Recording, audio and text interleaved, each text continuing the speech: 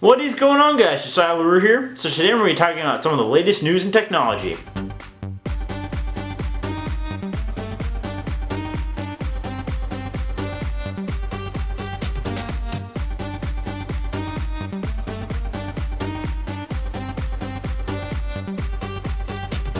So yeah, today we're going to be talking about some of the latest news and technology, including unchanged passwords, GoPros, drones, and the latest news from Microsoft. So let's go.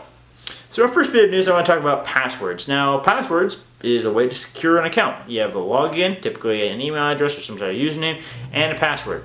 Problem is, people pick passwords that are extremely easy to guess, and then they wonder why their accounts are hacked. So let's go over some really popular passwords that were compiled from 2015. Starting at the top, 1, 2, 3, 4, 5, 6. Really, that's pretty easy. Along with 1, 2, 3, 4, 5, 6, 7, 8, and 7, 8, 9, and 7, 8, 9, 0. So, pretty easy. QWERTY, password were also pretty popular. Followed by football, dragon, and baseball. Sports, yeah, those are really hard to guess. Let me in and password 1, 2, 3 were also pretty popular. Mustang, dragon, Superman, and Michael. I don't think that those are quite as easy to guess, but anything that makes this top 25 list, which I'm going to include the link down below, is something that a lot of people are using. And if a lot of people are using, it increases the chances of your vulnerability to being hacked, because anything that is used quite a lot tends to be more susceptible to hacks. So if you see your password on this list, again, links in the description down below, you guys should probably change your password. A password thing that I use is the first couple letters of the site, such as Facebook. So I have Facebook, which is FB, and then my standard pass, which is a combination of letters, numbers, and punctuation. So I have some letters, I have some numbers, and some punctuation. And so you combine all those things together, you can make a unique site password, and it is secure. So yeah, something to consider. And again, people change your password. I definitely recommend this. I try and change my password every 6 months to a year. Also using something like two-way authentication with the company texting you a code makes it even more secure. But either way, make sure you don't have a password that people are generally using. So now let's blitz through some more news. GoPro. GoPro is actually being used by the NHL, National Hockey League, and it's going to be attached to the contestants, and then I'm assuming using Wi-Fi streaming, streamed out of the arena and up to the TV stations. So now they're going to have pretty impact resistant HD video footage of the players actually on the rink, not just from the outside looking down, but from the player's perspective. So I think that's going to be really cool. I think it's going to add to the TV content and really get you a little bit more immersed in the game. So I think it's a really cool use of GoPros. As a GoPro user myself, I definitely think it's something that I kind of wish I could do. Not that I really want to play hockey, but using a GoPro for action sports is definitely something that allows you to just provide a little bit more immersive content. So that's pretty cool. Next thing is drones. In this case, drones being used for drugs. So the DEA kind of randomly stumbled upon a drone being used for drugs. The drone, what looks to be a little bit more of a handcrafted job, but something looking more like a DJI Phantom, was flying up from Mexico and crashed in Southern California. What they found inside it was drugs, 6 pounds of methamphetamines to be precise. So it really kind of shows the way that drug mules are pretty much kind of merging to meet the future. Instead of actually running people or cars or trucks across the border, because we've already seen that those tend to get busted, they're using drones, which just fly over above normal people's height but below planes and radars and stuff. And they can fly it over the border, land it, and move their drugs. Now granted, they aren't moving large amounts of drugs, but if you can put something like 6 pounds or 7 pounds of coke, crack, methamphetamine, something that has a very high street value, cut it down and sell it. Not that I'm a drug dealer or recommend any of this, but I'm just saying that if they can move their product with something technology-wise like a drone, really shows the way that drug cartels are advancing. So it'll be interesting to see how the DEA responds to this. Now, I don't think many of them knew about this until they just randomly found this drone that police found with the drugs on it. But I think it's going to mean a fundamental shift for the DEA in the way that they look for how drugs are being smuggled. Unfortunately, this also might mean increased regulations on drone flying, which would mean bad things for amateurs and people and shipping companies like Amazon who are trying to get off their drone service where they deliver actual packages to people with drones. So it'd be interesting to see just how this drugs with drones affects regular people with drones. And in our final bit of news, I want to talk about Microsoft. So this week, Microsoft had a huge press conference and they released a whole lot of stuff. So let's go over some of the highlights. First of all, Microsoft 10. Now Microsoft 10 was already announced. You can check out my video right here.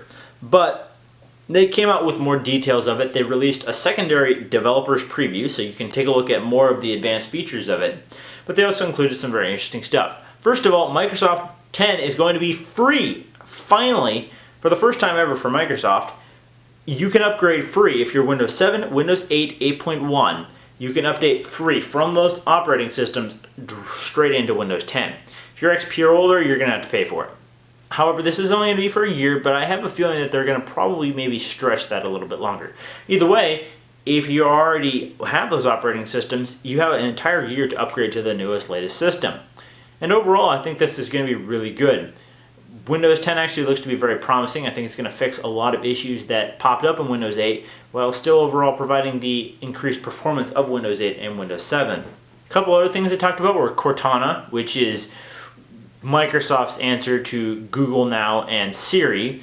And overall, Cortana, from people who have tested it on the Windows Phone, says it's actually pretty reliable. So it'll be interesting to see as they try and integrate this into their actual desktop operating system as well as their mobile, how well this works and how well voice search works. I know Mac has introduced it somewhat into their operating system, but the way Windows can do it, we'll see. Maybe it'll actually provide a decent search engine inside of Microsoft. Project Spartan, aka what's probably going to be Internet Explorer 10 or 11, is a new concept of an internet browser. The biggest part of Sparta is making your web flow content just more seamless and easy to use. Also, they have what is pretty much reading list for Safari, where it clips out any of the pictures or any of the ads or fluffy stuff and just brings you the straight content. So something that Mac has already had for a couple years is now coming to Windows. Yay Windows, way to catch up. Another big thing was Windows 10 integration across all platforms. So from Windows 10 on their phone, Windows 10 on a tablet, to Windows 10 on a desktop or laptop, they want to have overall the experience unified and continuous across the board. They even want to integrate Windows 10 features into Xbox so that you can pull up content from your PC or laptop onto your Xbox and vice versa. Just interconnectivity across all their platforms.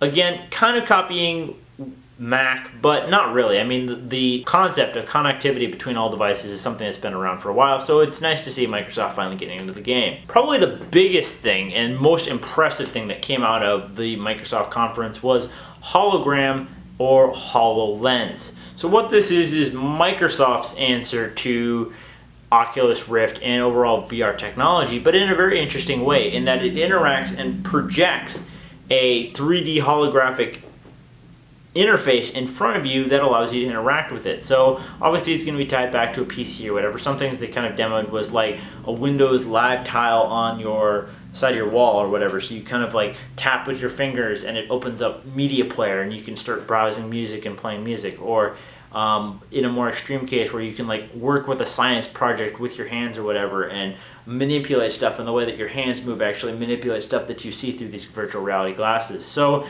the demo was actually very cool, but prepare to be kind of underwhelmed, I think, with the first developer previews.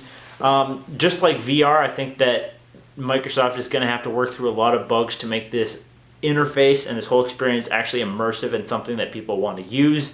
The VR isn't new, but holographic stuff is actually kind of cool. And who knows, maybe Microsoft will actually get it and there'll be a breakthrough and Star Trek, here we come, virtual reality, even if it is through glasses, holographs and stuff you can manipulate with your hands, pretty darn cool technology. So yeah, those were some of the latest news and technology this week. Overall, pretty cool stuff. I'm excited for some of the new stuff coming out of Microsoft, mainly Windows 10 and HoloLens. HoloLens being a pioneer and if nothing else, pushing the VR and virtual reality market forward, and Windows 10 just being an evolution of the Windows operating system and hopefully fixing that dang start menu. So let me know in the comment box down below, what did you think about what I talked about? HoloLens, virtual reality, integration with Windows across all platforms. Or what about your passwords? Are you guys using one of those passwords I talked about? Let me know in the comment box down below. Also guys, be on the lookout for a new video coming up this week where I unbox the new Loot Crate. As always, guys, thanks for watching. Remember, you can check out last week's episode right here, what I talked about right here. Remember, hit that like and subscribe button down below so you don't miss any of my content, and I'll see you guys in the next one. Peace!